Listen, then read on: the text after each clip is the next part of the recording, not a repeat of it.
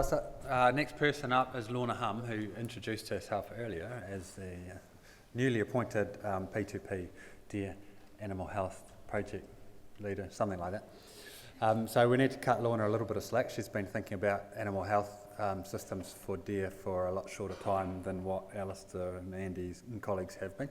So her thoughts will be somewhat earlier, but see how you go, Lorna.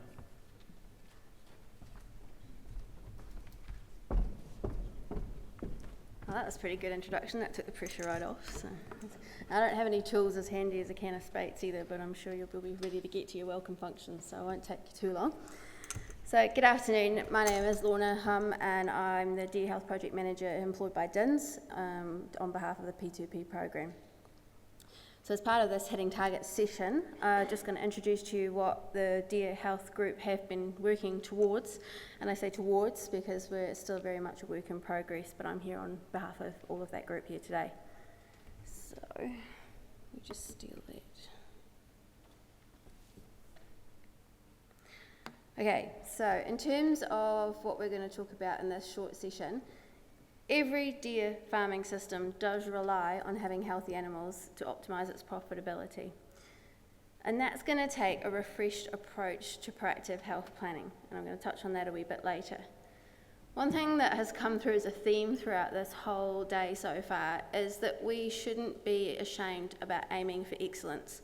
I think it's a real strength of our industry, and that should be a theme that we carry right through and links to all the parts of the program. So, strange quote to use, a racing car driver, but it's very appropriate. So desire is the key to motivation, but it is the determination and commitment to an unrelenting pursuit of your goal, a commitment to excellence that will enable you to attain the success that you seek. So what does success look like for us? And I say us because I really feel that it's a collaborative process. We're here to help provide you with solutions. So regardless of the range of individual farm targets that any farm may have, all deer farming enterprises, whether it be breeding, finishing, velvet, or a mixture of all of them, they all need optimally healthy deer to make those targets a reality. So we've heard Jason talk already this afternoon about setting targets for live weight for the chilled season. And as part of that, hitting 1st of June weights, weaning weights, but how do we get ourselves in a position to meet these targets? How do we act to hit KPIs, survival to slaughter? We are producing a world-class product, and as such, let's not accept anything but the best of ourselves when we're producing them. So as part of the P2P program, we're developing systems that should help us meet demands of any particular target market now and in the future. It's about packaging technologies into easy solutions that are easy to apply, plugging gaps in industry knowledge, and then that information transfer. Now this was obviously touched on hugely first thing this morning in the AGM, and so getting the information from the research through channels and down to where it's applicable inside the farm gate. So we can't separate health, genetics and feeding, and that's why the three groups within the P2P are working really closely together to make sure that we're not reinventing any wheels and that we're delivering a really integrated, seamless approach. So what is the value of a healthy herd? I'm just going to, no, don't worry. I'll just talk, it's easier. So when we think about the value of a healthy herd, what is that? What can we offer you in terms of gains? So we think of deer health often as an area of cost. I hear this a lot. So there's something wrong with my deer, it's a cost. I have to get the vet in, it's a cost. Proactive health planning, you want more money from me? So the value of a healthy herd, the P2P and originally PIP work modelling the heck out of this has shown that there's a lot of profitability there for the taking, to the tune of $95 million in EBIT to the industry over 10 years, for a 14% increase in profit to have an optimally healthy herd. But the on-farm improvements needed to get there are not unachievable. 2% increase in average weight gain, 5% increase in survival to slaughter, and kill a week earlier. We're not asking much. But we believe the way to get there is through a proactive, planned, reviewed process. So my job is to support the industry to add value to businesses by providing tools that get you there faster and more profitably. And how do we get there? I know I'm not talking to the slide, don't worry, don't look up there, look at me. I'm going to steal one of Andy's terms, fanatical discipline. I think that there's a lot of times when people say, yes, I have an animal health plan, I have a great animal health plan. I just didn't quite get around to doing that this year. Or yeah, we sort away our deer, a handful, yep. So what we're aiming for is more of a structured approach that is going to include a lot more measured decision making. So, sorry.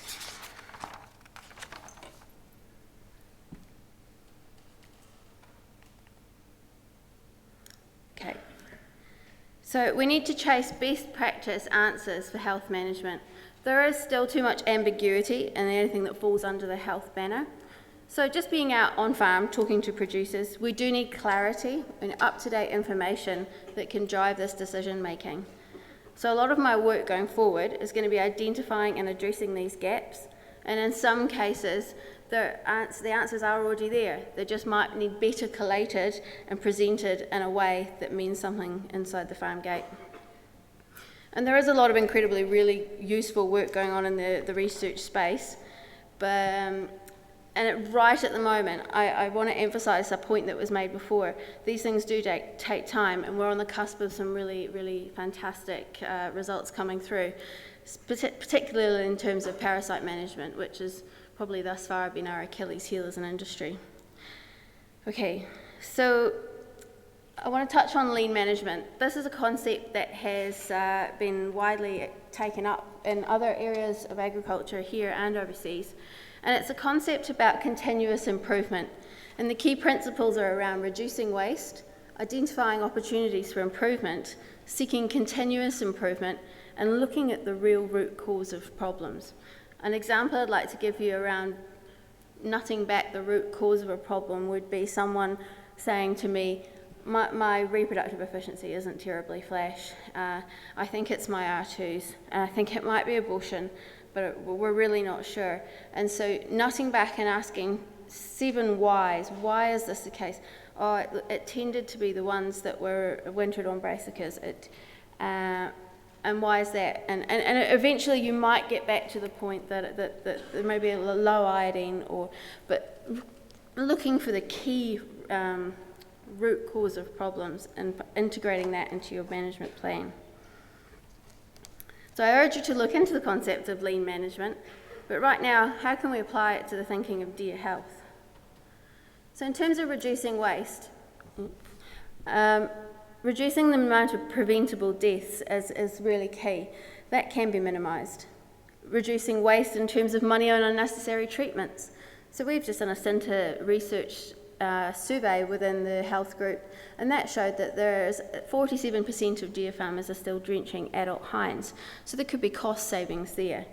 Subclinical disease, anything that challenges the immune system affects the growth rates that those animals can achieve if that's where their energy is being directed. We have many opportunities within your health spend to target it specifically and potentially reduce costs in some areas and make savings in others. Technology thus far has been fairly clunky. Not everyone has utilised the available technology to its best potential. Current development should see seamless, integrated, real-time, ready-to-use technology that will really revolutionise how we adopt these tools going forward. Utilising experts in their field is becoming a key area, not just in advanced parties, but was coming to light. And one of the key findings from the Abacus Bio recent study on access to experts is that deer farmers really do see genuine value in experts in their particular field, but they want them to be deer specific, and they want those contributors to the industry, whether it be bankers, stock agents, all up to speed on everything that's happening. So the concept of proactive health planning is something that the Deer Health Group is working really strongly towards at the moment. You've probably heard a wee bit in it in the deer industry news so far, and it's a focus we'll be taking forward. So the concept of health planning, we want to give a real shake up to. So it's more than that calendar on your wall. It's a discussion, it's a process, and it's a review, and it's information based. And it is tailored to the specific needs of each individual farm, and goal driven based on KPIs for your business. Risk assessed is a really important part of this slide. So looking at surveillance within your area, and what are the true key focus areas that our farm should be focusing on, and what are the areas that are not quite so important for us. So no two farms are the same. Reviewed annually is a particularly important point too. So we strongly advise that the animal health plans that are created are regularly reviewed with a veterinarian that has gone through a continuing education process that we're encouraging within the P2P. We've talked a bit about the information-based decision making. I really do feel this is key. We've talked about the targeting your health spend and avoiding unnecessary treatments. Something that's been touched on briefly today, but I think is very underutilised within the industry, is integrated management, particularly with species integration, but also, as we've just heard, adopting novel forages that can reduce certain needs in animal health space also. And again, touching on that lean management concept, that's seeking continuous improvement, really critically analysing why you do what you do. Is it something that we just that's how we've always done it? And it's really impressive to hear the culture of learning that's coming through with the advanced parties.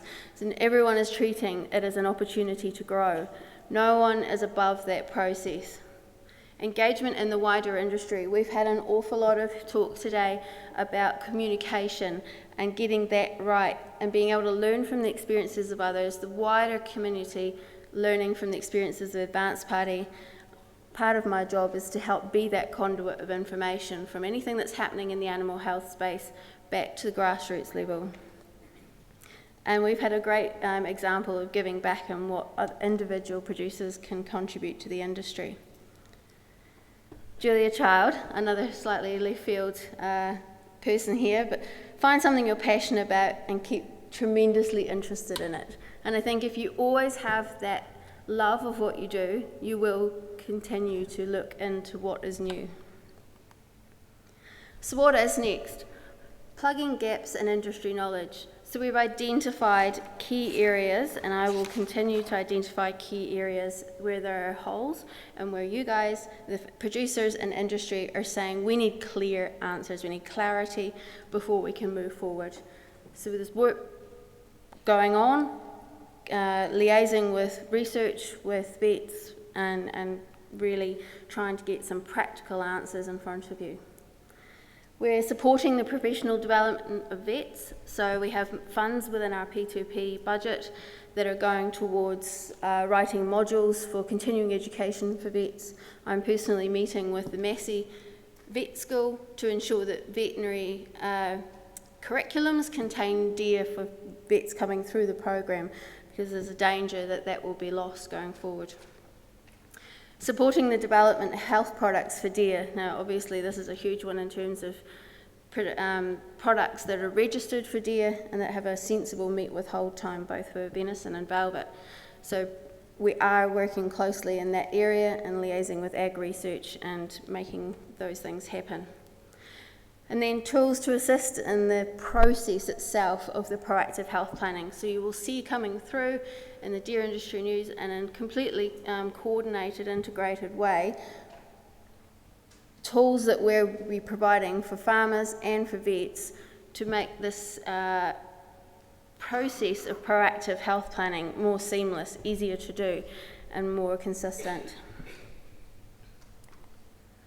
So that's really all I have to tell you today, and I really, really need for our work going forward to have feedback from the producer base on where you see the need for the work that we are doing. So please, I'm here all these 3 days, and my email address is easily findable on the website. So do get in touch. Do let us know where you think our work should be heading. You're paying us to do it, so let us know what you want. Thank you.